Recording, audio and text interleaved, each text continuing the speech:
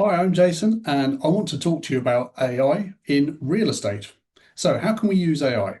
Well, I wanted to give you something that maybe you might not know. I want to talk to you about training your own GPTs. Now, we've all heard of ChatGPT, but did you realize you can create your own GPTs? You can train up your own small AI models. Okay, let's take a look. Okay. So, I want to give you a quick insight. What is a GPT? GPT stands for a generative pre-trained transformer. So it's basically an AI model trained on vast amounts of text to understand and generate human-like responses. We've obviously used ChatGPT, so we know how that works. We can read, we can interpret, and we can produce text. We can include code, formulas, and structural reports. So perfect if we're working with financial models. What then is a custom GPT? Well, it's basically our own pre-trained mini GPT. We can give it special instructions, we can give it our own terminology, we can give it our own formulas, our own templates, and we can get it to perform specific tasks. We can talk to it, we can train it. It's our own thing, we can give it a set of rules, parameters, instructions. We can refine that. But moreover, what we can do is we can keep that as a context and then we can share it and reuse it. Now, you may have noticed that when you're using something like ChatGPT, it remembers conversations, but sometimes you might find one conversation then influences another one, and we have to start a new conversation. And sometimes we just want to ring fence that and all the parameters within it and not cloud it with other conversations. So if we've got something we've got set up and we won't want to keep it fairly autonomous, ring fence that set of instructions so that we can use it over and over again, this is where something like a custom GPT is really, really useful. So reason to then use something like a custom GPT, well, it's great for automating repetitive tasks. We can then enforce consistency in outputs, and we can use the same formats over and over again. And of course, that means in turn, then we can reduce human error and data inputs and the calculations. And we can then use it to start to standardize due diligence and workflows. It's great for improving turnaround times, client deliveries, that kind of thing.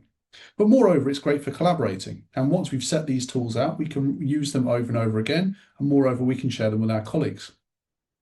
Let's think of some use cases. Something like a deal analysis templates. It's great if we want to then auto-populate assumptions and sensitivity tables. What about scenario modeling? So we can quickly generate alternative forecasts. Data cleaning, again, we could create a custom GPT that will normalize raw property data sets and then just fire up the GPT, tell it what we want to do, and it will run over and over again. What about report generation? We can produce formatted summaries from model outputs, for example, or even something like compliance checks. Again, we can automate ratio calculations, research, those sorts of things. Now, one of the things I'll show you an example in a minute is the fact that when we train them, we can not only train outputs, but we can train inputs as well.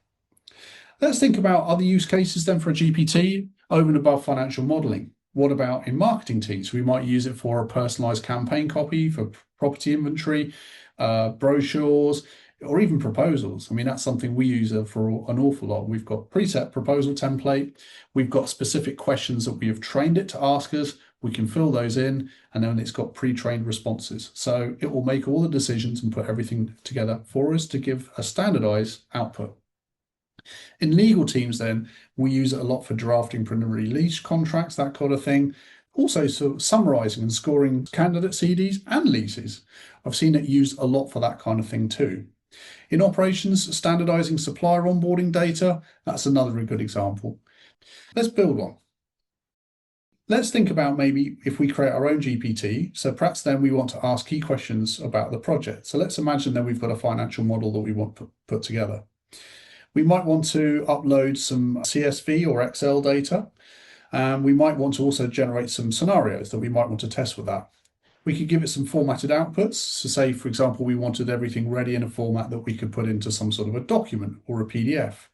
In this case, I might also want some of the raw data. So I might want it in comma separated value or CSV format. So what we're going to do is we're going to put together a GPT and we're going to train it. And I'll try and do it live, but you'll see the process in terms of how we can talk to it and how we can train it and we can ask it questions. What I want to do is I want to train this GPT so it asks me these 5 questions. So it will ask me the acquisition price, the expected rental income per month. It will also then ask me the assumed vacancy rate, the cap rate, and the finance structure. Truthfully, there might be more information, but you'll see as we go on how we can refine the model. In terms of the data then, what I'm going to give it is some historical property portfolio. So I've already got that together. And also then we might also give it some scenario data, some things that we might want to test out there as well. What I want to try and put together then is a simple GPT that we can rerun. It will then ask us all the pertinent questions. Now, what we will find then is it will ask us lots of other questions, and we can use that to feed it back into the GPT engine to refine it. You'll find one of the nice things about it is you'll end up almost having a conversation with it just to refine it and test it. But it's quite nice when you finally get it to a point where it's outputting everything you want in all the formatting you want. What we're also going to do with this GPT is we're going to use it to parse some key metrics. We're going to get it to give us the NOI, IRR, and DSCR. Okay, so what I'm going to do also is give it some scenarios.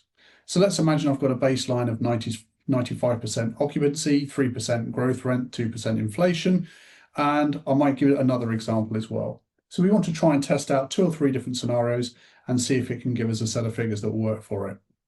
The point of it, though, is what we can do is we can use it to rerun those figures and share it and produce the same outputs each time. Now, the main thing is with something like a GPT is once we've got it set up, is we can then share it with others. Okay, that's enough about the principle. Shall we have a go? Let's see where we go. In true fashion, here's one I made earlier. I'm going to show you the principle of how it works. So if I just say create a new report, we should see that it's going to ask us a set of questions. Okay, and as you can see there, it's literally straight off, it's asked me all the questions I want to put down there. I'm just going to give it some answers just to make that as simple as possible. So I go to acquisition price, which I was going to say 6 million, and the expected rental income. I'm going to set that at 3,200. Assumed vacancy rate, we'll set that at 95%. Cap rate, we'll set that as a percentage as well. So we'll set that at 6%. And finally, we'll set the financing structure. So let's go with loan to value, and let's say 80%. Okay, so you can see straight off the GPT knows exactly what questions it needs to ask us. So that's going to go and that will come off of that. Okay, so actually I can see I need to make a slight modification. So if the confirmed vacancy rate is 3,200 per unit total, I can compute the property metrics and portfolio report. Okay, so in other words, it's saying it's got everything it needs from me. So if I just say okay, it should go off then and compute everything for me. Oh, it's come up with something that it's not too happy with. Did you mean 5% vacancy or 95% occupancy? It's right. I've got that wrong. So I actually meant 95% occupancy. Okay, so we can change that. Great. Okay, vacancy is 5%. Yeah, let's say total property. So this is the sort of thing then, depending on these metrics, I can go back and I can then revise the GPT and just train it. What we will find, depending on some of the things that we're going to put in there, is sometimes it might ask questions that I maybe haven't thought about or pick up errors, but that's not a problem. So what I can do is I can put that back in and retrain that as part of the actual model. What I'm just going to do, just for the sake of the example then, I'm just going to get it to proceed with the numbers I've given, just so we can get some sort of an output. Okay, so it's come up with the figures there, that it needs everything. And what should hopefully happen then is once it's worked that out, it will then convert it into the data that we need. Okay, let's get it to build the PDF. Okay, there we go.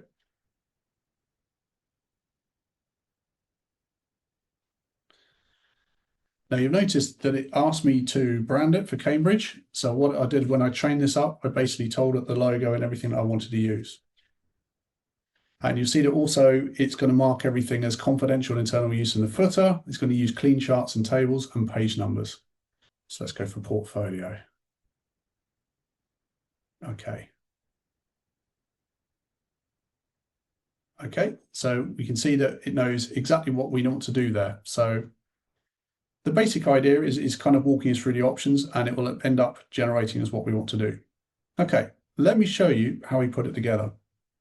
So the first thing to do then is, if we go over here, you'll notice that we've got a GPTs section over here. And if we have a look, we'll see within ChatGPT, we've got my GPTs. Now what I'm going to do is I'm going to create a new GPT, and let me make my screen a little bit bigger. There we go. This is where I'm going to effectively tell it what I'm looking to build. Because on the left-hand side, this is where I'll train the GPT. On the right-hand side, this is where I can use the chat GPT. So you'll find it will take a little bit of finessing to get it to how we want it to. But on the left-hand side, I can then effectively use this, and it will use AI to guide me along the process as well. It's going to feel literally like a conversation, and that's pretty much exactly what it's going to be. I'm going to ask it to create a property portfolio modeling GPT. It accepts an uploaded data file in CSV or Excel, generates a scenario analysis, outputs formatted reports, and offers a CSV download. So let's get started and see where we go. Okay, so this is using GPT-5, which does think for slightly longer, but we do get better quality output.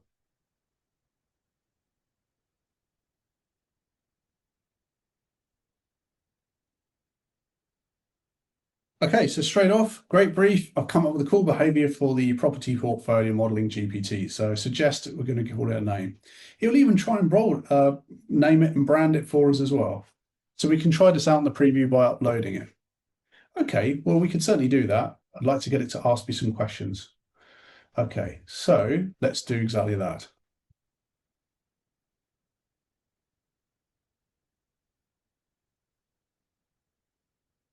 Okay, we'll let it just think about that for a moment. Okay, it's just asking me to confirm the name. You will find at some point it'll probably ask you to create a little logo as well. Okay. So again, I can say that when I upload historical property portfolio in CSV, I want it to parse the metrics, and I can tell it that the output I want from that. Okay, so I want to make sure that my trigger then is, so if I say, when I ask create a report, I want you to ask me the questions. Now, what we could also do is I could give it some example data so it knows what I'm working with. So what I can do in a second, I can just say, can I give you some example data? Great. All right. So what I'll do is I have portfolio. So if I look at my portfolio data, we'll see it looks something like this. Okay. Now, as we can see, I've got the name of the property, the location, acquisition price. I've then got acquisition date, units, occupancy, etc., etc. I've also got some interest data here, cap rate, annual rent, etc. What I'm going to do is I'm going to give it that as an example so it knows the sort of data format that I'm going to be working with.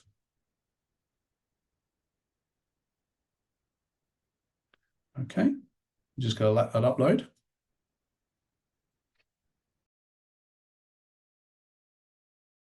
What I'm going to do also is upload some scenarios. Let me show you what they look like. As we can see here, we've got a base case, occupancy charge, rental growth, expense cost, and we've got some notes here that describes what that is. We've got a downside and an upside. So in other words, we've got a worst scenario, a good scenario, and a kind of somewhere that sits between the two, our baseline case. Okay, so I'm just going to upload that as well. Okay, we'll let that upload.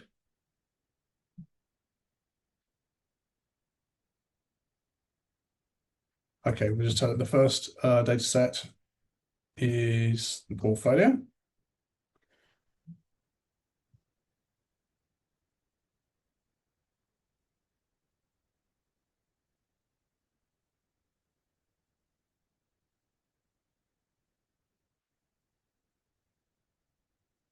Okay. Right, so we'll look at the portfolio. That's our historic data. We can give it our use cases, and we can then put in our current figures, and hopefully it should come up with the two. I'm just going to let it have a little think, and we'll see what it comes up with.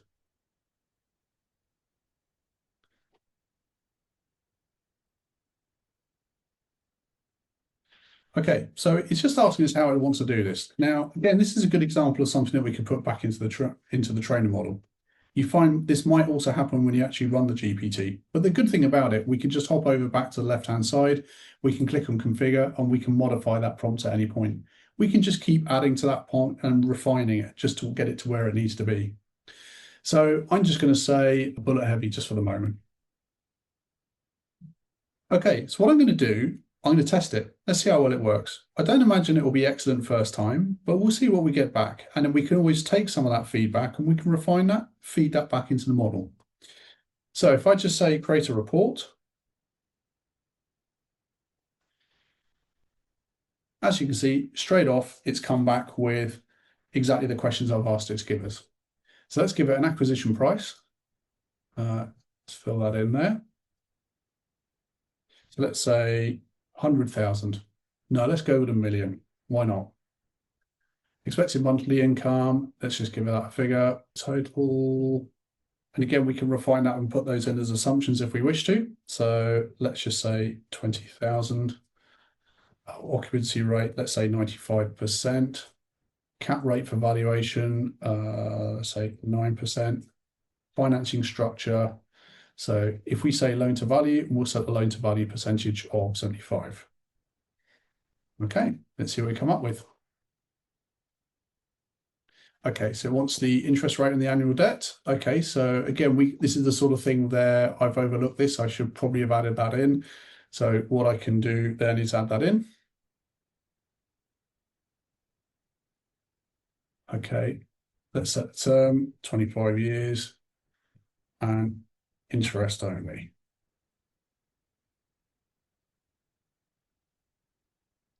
Okay, so that's given us all the figures that we want. It's also given us a summary as well. Now, again, we can change that and we can modify that. So it's going to give us the CSV version there if I want, and that will also output that, so I can just copy and put that into a CSV file. Now, there's nothing to stop me also going slightly further still. We could get that branded and put it into a report structure. One of the nice things about this then is we can just customize it more and more and more and get much, much more complex with it.